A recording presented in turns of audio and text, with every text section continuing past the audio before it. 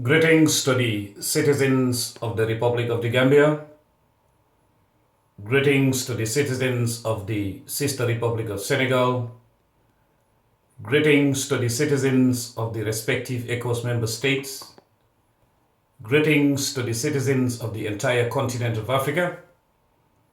The same greetings are being extended to all the regions, societies, people, groups, families, individuals, institutions, be they states or other organizations, who have taken the decision to stand up against tyranny, terrorism, repression, oppression, domination, isolation, injustice, and the abuse of human rights, wherever it is taking place on earth.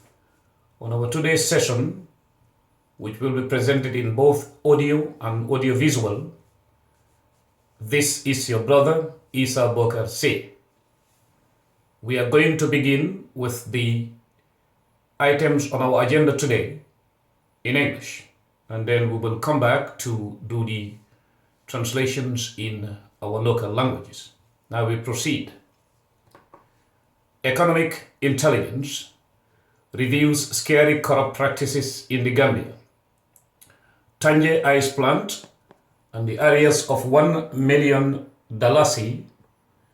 electricity bill, Gunjur plant with Aliou Toure and APRC supporter rejected by experts, trucks from Japan scrapped due to lack of funds, fiber boats of Vision 2016 at Banjul Seaport changed pins and being sold by an underground network with clients in Senegal, 2 ferries ordered 2 years ago but are dummies, millions wasted on those ferries whose engines cannot even start, therefore another disaster.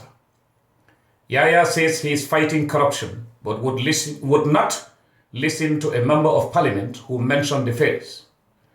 Why is State House not investigating Aissatou Njie Seydi's office too?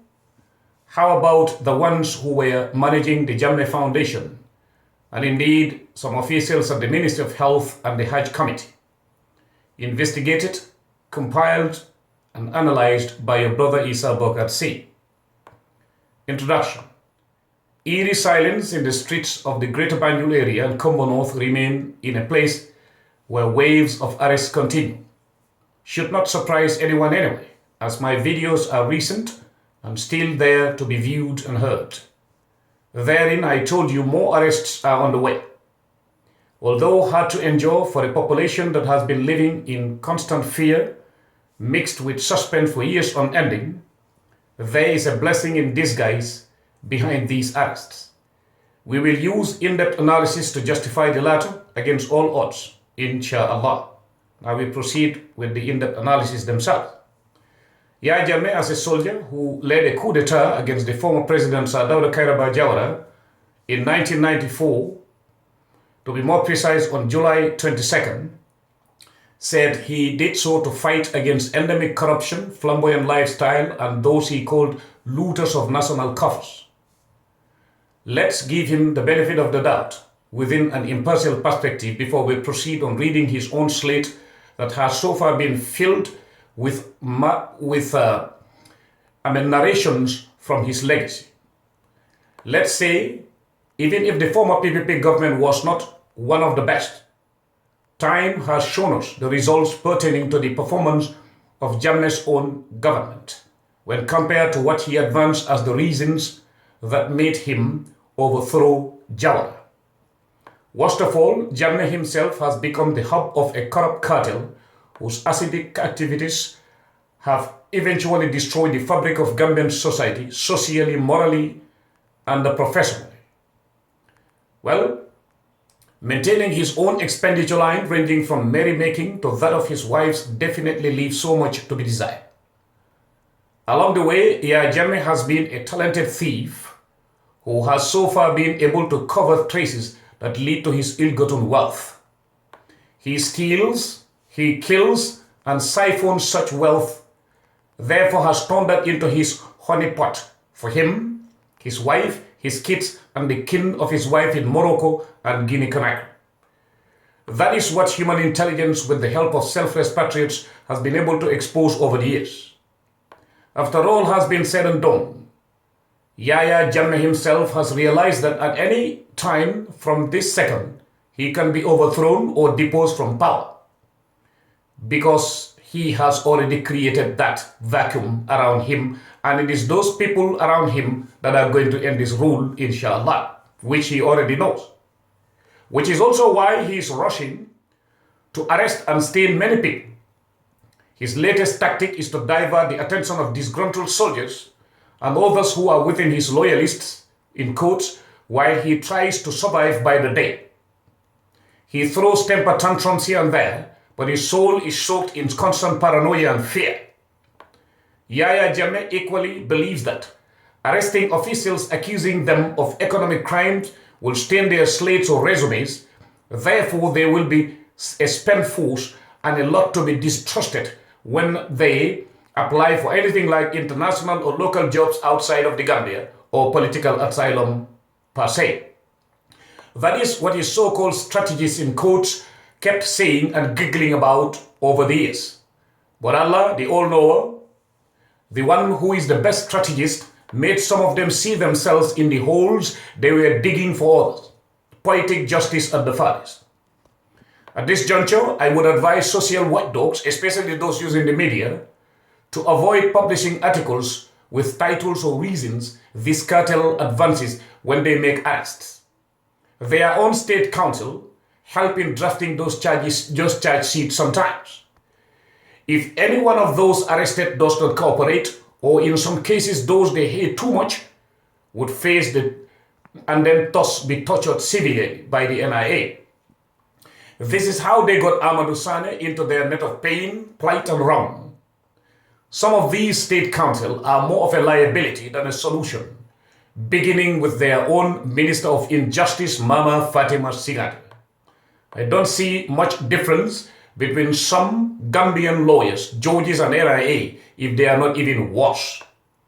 Here under, I will tabulate surprising details on what led to some of these arrests, which are of course geared towards covering the corrupt practices at State House.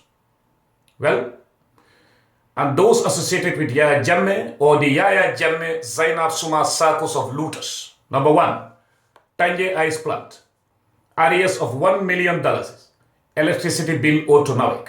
They cannot pay because what they earned was taken away by the Yahya Zainab circus of looters.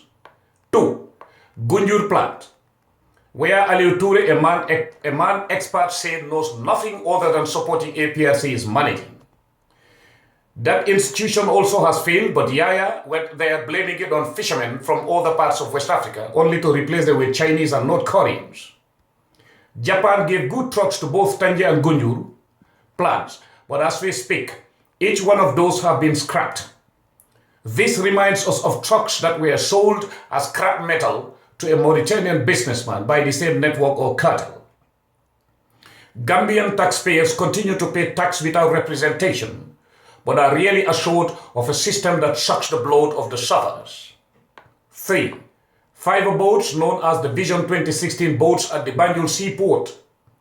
We wrote about these 3 weeks ago or so, right? Well, the paint showing their original tags or identity was recently removed. Yaya's cartel did not stop there. Another underground network within the same cartel is selling those boats to buyers in Senegal and other parts of West Africa. An official working with me in Senegal met and spoke to a mechanic who bought one of those fiber boats from the network within the cartel in Banjul. 4. 2 ferries which were bought 2 years ago are dummies at the seaport, but not many people know about it from the outsider's perspective. GPA Gambia Ports Authority is another milking cow for Yahya the chief thief. Just reflect on the past and remember, the member of parliament from Nyomi who once mentioned those ferries during their deliberations at the house. What followed suit? He was removed and silenced. If Yahya really means business as in fighting corruption, why silence that member of parliament? Yahya is of course acting a movie whose script his cartel wrote for him. Note, we remember when Yahya Jammeh refused to sign an agreement with the United States of America on maritime security, right?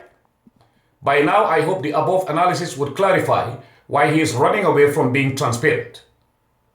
Add this to what you already know. The fiber boats referenced above are similar to the ones pirates in Somalia are using in the Pacific Ocean.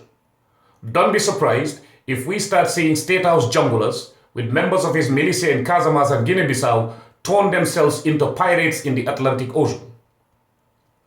By the way, ask yourselves why boats were used to clandestinely receive General Natuta Bubo in Tanje some years back. That is before he was nabbed by the USDA near Cape Verde. Yaya's junglers and militias will indeed pose as a navy that is legit, in quotes, but if they get paid huge amounts, we know where it will go to. Brothers and sisters, consume the information, then reflect on why those being arrested as we speak are scapegoats. Thank you very much. That ends this part, the audiovisual and the audio version of it. And this is your brother, ESSA BOKARR C. Until the segment that we are going to do in Wolof begins, stay tuned and stay blessed.